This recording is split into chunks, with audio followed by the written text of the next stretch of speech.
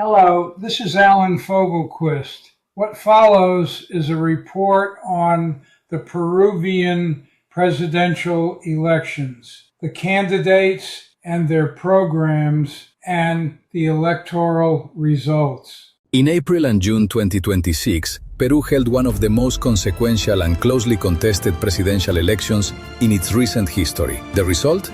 A razor-thin victory that left the nation deeply divided, and the world watching. For years, Peru has struggled with extraordinary political instability. 8 or 9 presidents in 10 years, frequent impeachments, massive protests. At the same time, the country faced rising crime, extortion skyrocketed, and homicides increased sharply in many areas. Voters went to the polls looking for solutions to insecurity, corruption, economic inequality, and a political system that many felt had failed them. On April 12 and 13, more than 35 candidates competed in the first round, one of the largest fields in Peruvian history. No one came close to the 50% needed to win outright.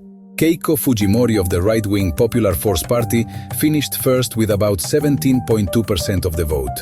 Roberto Sanchez of the left-wing Together for Peru party narrowly secured second place with roughly 12%, edging out ultra-conservative Rafael López Aliaga by just over 20,000 votes. The stage was set for a polarizing runoff between right and left. Keiko Fujimori, daughter of former President Alberto Fujimori, ran on a platform of Peru with order. A former congresswoman running for president for the 4th time, she promised a tough-on-crime approach inspired by her father's 1990s security policies, defense of Peru's market-oriented economic model, and technocratic governance to attract investment and stabilize the country. Roberto Sanchez, a congressman and psychologist with ties to imprisoned former President Pedro Castillo, positioned himself as the candidate of change. He called for a new constitution through a constituent assembly, greater state oversight of natural resources like mining and gas, wealth redistribution, and major increases in spending on health and education, especially for rural and indigenous communities. Keiko Fujimori offered continuity of the economic model that delivered growth for decades, combined with a hardline security agenda. Key proposals included forcing prisoners to work, using technology and intelligence for crime mapping, youth prevention programs, and cutting red tape to boost investment and formalize the economy. Roberto Sanchez advocated deep structural change, rewriting the 1993 Constitution, reviewing mining contracts, imposing windfall and wealth taxes, expanding cooperatives, and dramatically increasing social spending, health to 9% of GDP, and education to 10%. He also proposed police and justice system reforms, alongside joint military police operations against crime.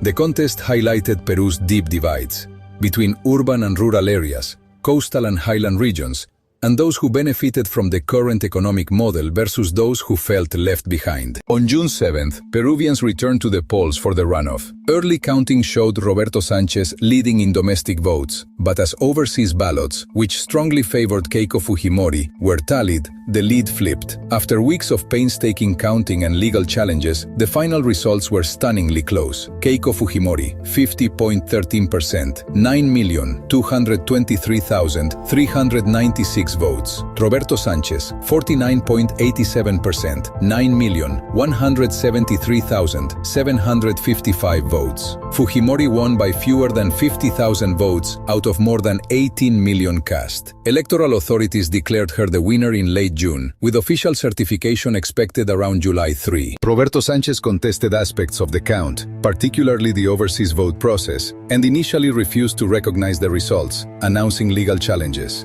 However, international observers largely found the process credible, and authorities stood by the final tally. Keiko Fujimori pledged to unite the country and deliver order and hope.